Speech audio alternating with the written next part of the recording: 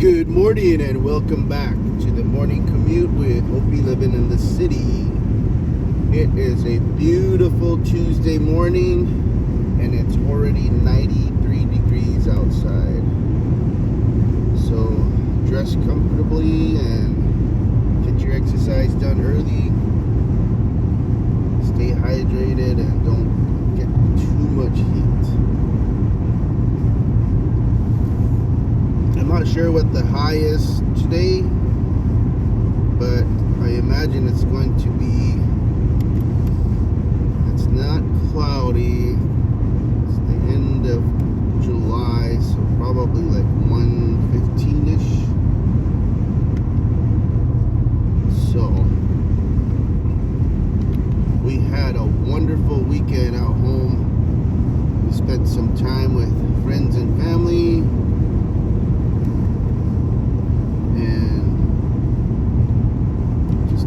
The time on the Hopi Nation. It was really beautiful because there was a lot of clouds and rain, and it was nice and quiet. The mornings were cool, the evenings were cool.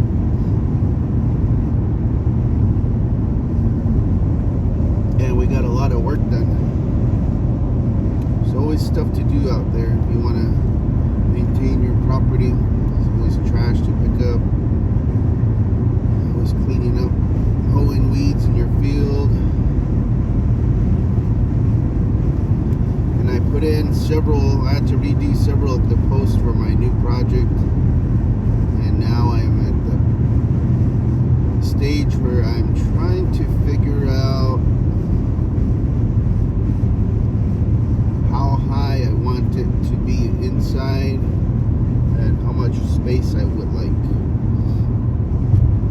That'll determine the types of beams that I'm using for support in the front and back,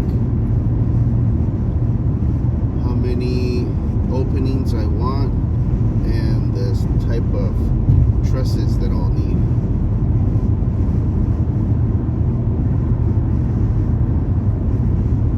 But today I'm taking my son's vehicle. It's a 2016 and it has 129,883 miles on it. It's well maintained. This is the one that we replaced the motor mounts on, the struts, the shocks, the rotors, brake pads, tires, and it has a rebuilt transmission.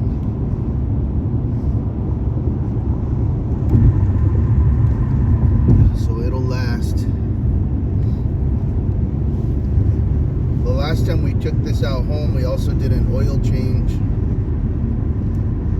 And then, let's see, he got an AC recharge a few weeks ago. And then we also changed out his cabin filter and his engine filter.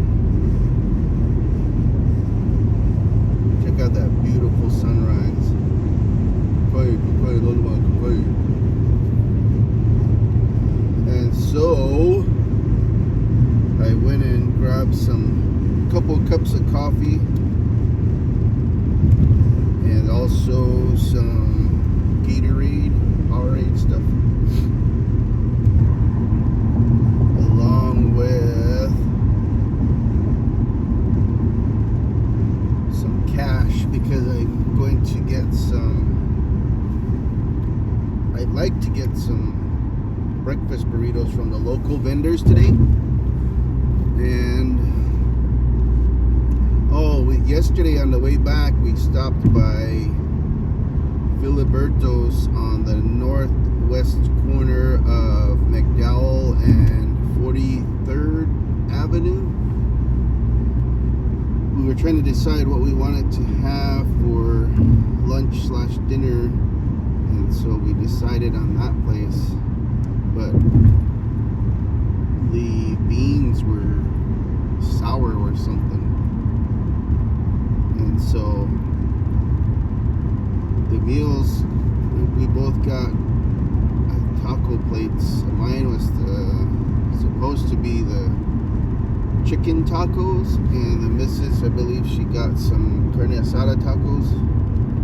But yeah, we ended up calling them, and they said just to bring the meals back in. And we said, we're way over here in Ahwatukee, can we bring it tomorrow? And they said, sure, just bring that and the receipt.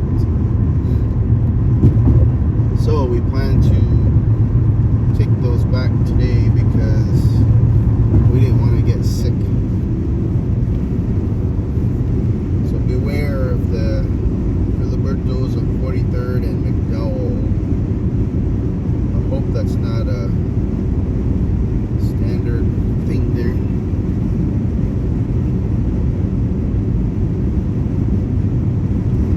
But they have the Hopi Tribe Economic Summit up in Moncopie end of this month.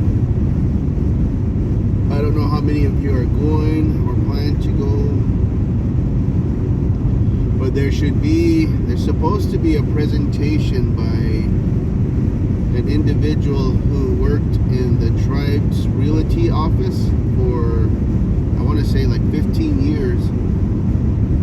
I'm not sure if they're going to stream it or if they're going to have coverage and pamphlets or any information, but she's supposed to give a presentation on how to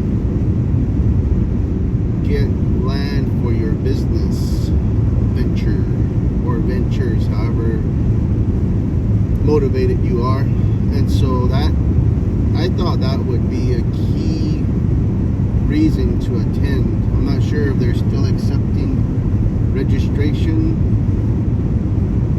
applications, but check it out. I think maybe you can go to either the Hopi Times or I haven't checked the Tudubini. The Tudubini hasn't really been publishing online recently. Well, actually, throughout the whole year, there's only been a few PDFs uploaded. And you can check the Navajopi News and the Hopi Tribes Economic Development Corporation website for more information.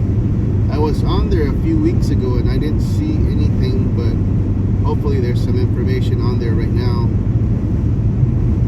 But yeah, we need a lot of small businesses to thrive on the Hopi Nation, because I guess a key thing for small businesses is there's no tax on the Hopi Nation. So we don't have sales tax up there, we don't have property tax, and so if you own a business, that's good. But if you're a community member, then you're not getting any funds for maintaining the infrastructure, roads, schools, etc. So I don't know which side of the fence you're on that, but I guess that would be a huge draw for businesses. You know, that's how a lot of these cities like Phoenix, Mesa, Avondale, they are able to draw in businesses because they give them huge tax incentives. But on the Hopi Nation, we're so remote. You know, if you need to get stuff flown in or out, or if you need supplies, you're about an hour and a half from Flagstaff, an hour from Winslow, maybe a couple hours from Gallup. And I'm not sure what kind of flights coming in and out of Winslow, but the flights in and out of Flagstaff are, from what I've seen, pretty expensive. So I guess those are some of the downfalls. But if you're planning on going, can you please share with us and let us know what you've learned and any kind of projects coming up for the Hopis to put on their calendars. We also checked with the newest hotel up there in Clarkdale, Duwaki Inn, and they still don't have any special rates for enrolled members of the Hopi Nation. And I didn't ask if they have any for other indigenous peoples, but kind of, if they're not offering it for their own people, I'm kind of sure they don't offer it for other tribes. But I think that would help boost their attendance or their customer base, because when we went to Washington and Oregon, the tribes, they offered special rates for members of different nations, and that's what helped get us to those hotels. Otherwise we would have stayed like in a big chain place. So we actually stayed at a couple native owned casinos when we were up there, just because they had good rates for members of Navajo and Hopi. But yeah, it's let's see, right now it says 97 degrees, and I'm starting my second cup of gape.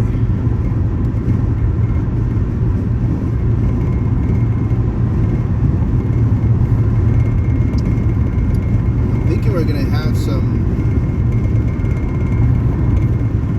more work on some. We still have to finish dry testing on the quantum furin assay on the Diasorin instrument, and then we have the new Polymedco instrument.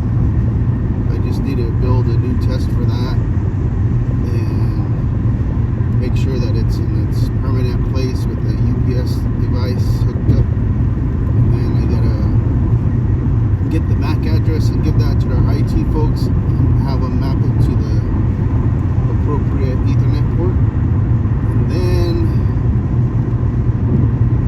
I need to get the MAC address for the breath ID analyzer that came in a couple weeks ago.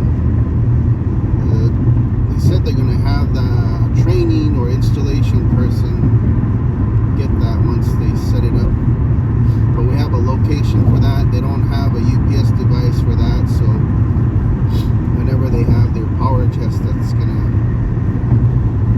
could potentially have a negative effect on the longevity of the instrument if it's getting hit with those surges, power surges. But that's just the way they want to roll in that section, I guess. So that's what I need to work on this week.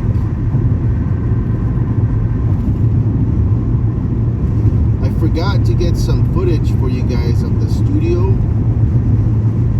That is looking so good. We have almost the whole thing tiled now.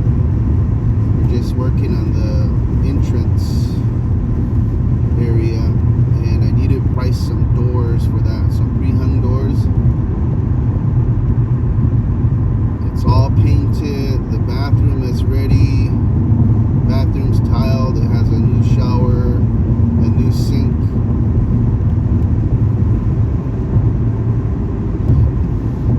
I need to order a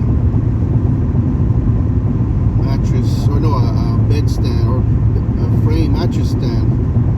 We already have the mattress. We have a microwave. We have a TV. Oh no, we have a microwave and a fridge. And we took out some lumber for the cabinet build. We have a sink.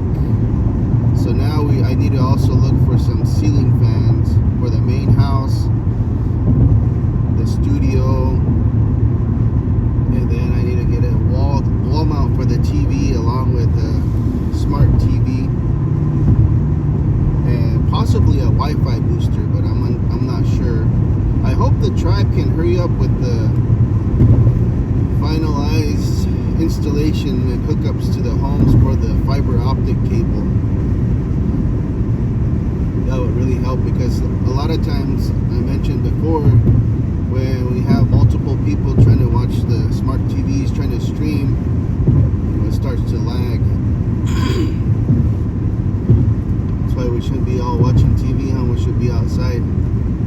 But it's just a difference between here and there. So, and then we need to discuss the curtains and any